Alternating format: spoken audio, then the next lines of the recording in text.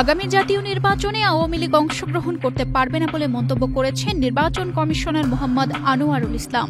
তিনি বলেন, আইনগতভাবে আওয়ামী লীগের কার্যক্রম স্থগিত থাকায় তারা নির্বাচনে অংশ নিতে পারবে না। 19 অক্টোবর রবিবার সিলেট পুলিশ লাইনে নির্বাচনী দায়িত্ব সুষ্ঠুভাবে সম্পাদনের লক্ষ্যে পুলিশের দক্ষতা বৃদ্ধির প্রশিক্ষণ শেষে সাংবাদিকদের সঙ্গে আলাপকালে এমন মন্তব্য করেন তিনি। আইনগতভাবে এখন তো ওই দলটার কার্যক্রম স্থগিত আছে। আপনি ভালো বুঝেন, স্থগিত থাকলে তো স্থগিত, সবকিছু স্থগিত। আমি বুঝাইতে পারছি। এ সময় তিনি আরো বলেন, নির্বাচন ফেব্রুয়ারিতে না হওয়ার মতো কোনো ঘটনা ঘটেনি। রমজানের আগে নির্বাচন অনুষ্ঠিত হবে। একমাত্র স্মার্ট সিটি বসুন্ধরা, আধুনিকতায় এক ধাপ এগিয়ে।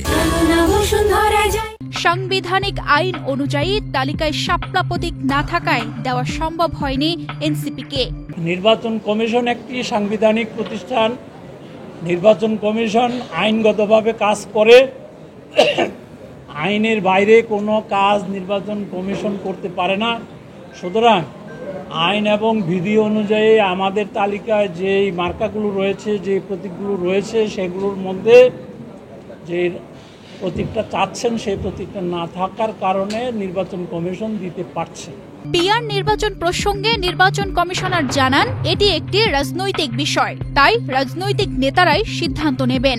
সুষ্ঠু নির্বাচনের লক্ষ্যে সব বাহিনী প্রস্তুত বলে জানান তিনি। তার মতে, আইন শৃঙ্খলা পরিস্থিতি কোনো চ্যালেঞ্জ হিসেবে থাকবে না, আর অতীতের মতো বিতর্কিত নির্বাচন হওয়ার সুযোগও নেই। বিতর্কিত কোনো লোক নির্বাচনে আসতে পারবে না এবং আমরা অনেক আইনকে খুব কঠোর আইনে পরিণত করতে যাচ্ছি এবং সেই আইন অনুযায়ী প্রার্থিতা বাতিল থেকে শুরু করে, মানে একটা আসনের ভোট বাতিল থেকে শুরু করে, সেন্টার বাতিল থেকে শুরু করে, এই মাঠ প্রশাসনকে আমরা সর্বোচ্চ এম্পাওয়ারমেন্ট করব, ক্ষমতা দিব, যাতে করে প্রিজাইডিং অফিসাররা নিরাপত্তা বোধ করে এবং নিরাপদ থেকে তার দায়িত্ব পালন করতে পারে। নির্বাচন কমিশনার আনোয়ারুল ইসলামের এমন বক্তব্যে রাজনৈতিক অঙ্গনে শুরু হয়েছে নতুন আলোচনা।